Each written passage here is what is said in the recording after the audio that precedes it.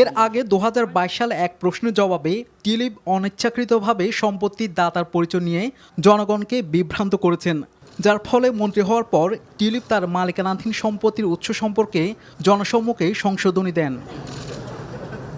মেঘনাজ বলেন, টিউলিপ সিদ্দিকের মন্ত্রিত্বের দায়িত্ব ও বাংলাদেশের সাবেক সরকারের সঙ্গে তার পরিবারের ঘনিষ্ঠ সম্পর্কের ঝুঁকি সম্পর্কে আরও সতর্ক থাকা উচিত ছিল।